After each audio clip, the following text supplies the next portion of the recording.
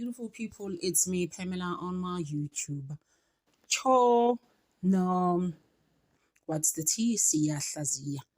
Started to unpack again on Mbongeni Ngema. Yay, Kandal, Nate, they coming out again. And Mbongeni as ushone a very low profile life, sort of.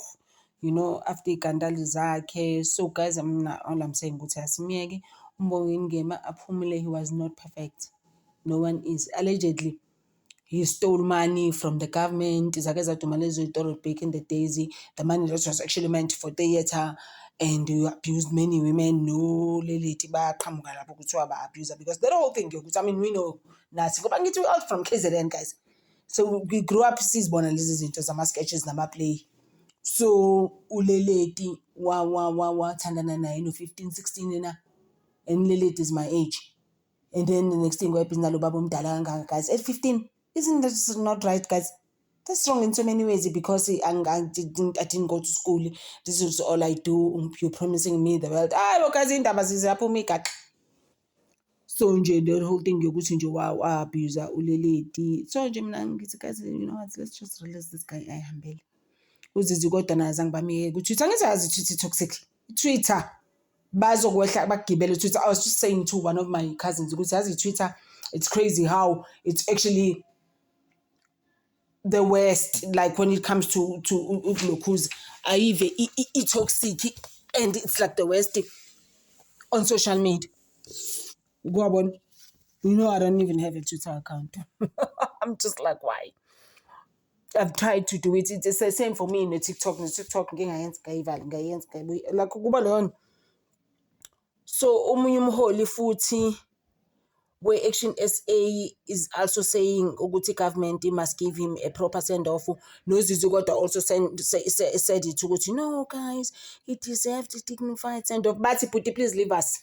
Sikhohliwe itori nobugebengu abenza lo muntu with the arts and the theater money that he got. Please leave us, please. Twitter won't leave you. Twitter will never leave you. And then uTunoko was mentioned ezinye igaxa nayo igaxa sizophuma guys. Kuvele kuphuma indaba zinganani indaba ephuma ngoZahara ubona sesivele sami access ibhizinisi noMbongeni ke manje we digging looking kuvele kube buhlungu guys nkosami family yakhe nkosami his child was speaking uNhlanhla and I mean uNhlanhla I think is his brother and the brother was speaking and his child. I was just like, oh guys, and when umazi like that my family member kuyibona le nto is like hayibo kanjani angimazi enjalo lo muntu lo uTunoko ke naye ku Dr. Tunoko ke came up with his own version naye. It's allegedly indaba ya Sarafina njoba everyone is like who original person near a Sarafina. He brought in lana bonke abantu beSarafina waletha uHoppy Goldberg lana for Sarafina he took it to other directions and other levels basically, but people are like, hey, khuluma ngani. And then uTogo is like ukukhuluma ngani ngoba mina naye besisakhuluma ukuthi kufanele resolve le ndaba ukuthi I'm actually the original person. Did we know that? Who knew? uTogo is like, hey, please wena mina ngaqala this thing. So that meeting never happened. uTogo is like, I've been trying to meet up with this guy. Nothing has happened. And then uDumakandlovu naye Shem also paid tribute. I mean bebenza the same job. Yeah, bebenza umsebenzi ofanayo. Labantu bama-play bakudala laba labo sasibiza iy'keshi ke thina. Zayifika iy'keshi esikoleni sibukele. So it was like what, 2 rands at the time ubukela isikheshi on a Wednesday or Thursday. So music, do you think bamiyekile naye ne-WhatsApp yakhe that's going around bathi useyidelethile ku-Twitter?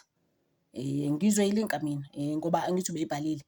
Yeah, so he's coming up with other stories ke naye ke zokuthi ke I mean guys, we can't take that away from him. Ukuthi babazana noMbongeni angithi babuke Sarafina bonke they've traveled together. At 15 Somizi was traveling overseas guys. Zangaze asiqeda isikole.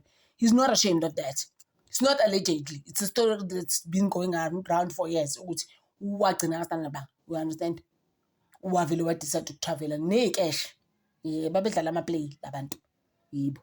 So uSomizi naye ubhala iWhatsApp yakhe guys. iWhatsApp angithi fanele ibe green mangokuthi wena uyibhalile. The next thing uthumela la WhatsApp yakhe ubhala ukuthi Mr. Mhlongo. Someone has been saying ku WhatsApp uyabona manje ukuthi akusekho mnandi I mean ku Twitter ukuthi yazi lo sisi lo usho uSomizi guys. I mean is that even right? Lo sisi please akasiyeke thina nale WhatsApp yakhe. bathi useyicimile-ke kodwa-ke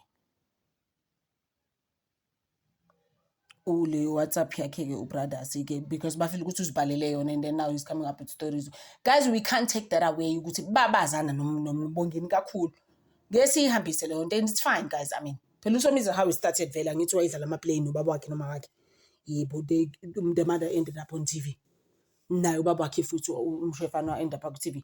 But my thing is that we can't take that away from you. You didn't have to prove it to us ukuthi wena ubuwazana noMbongeni and then ukubhalele iWhatsApp engekho enga-exist. Ayikhamukisi date, there is nothing says anything there. There's nothing there. I mean, that was unnecessary. Bamgibela-ke ku-Twitter. Twitter-ke bazokugibela. This is why you need to stop. Ezinye izinto, just let them go. So can we just let this guy go, guys? Thank you.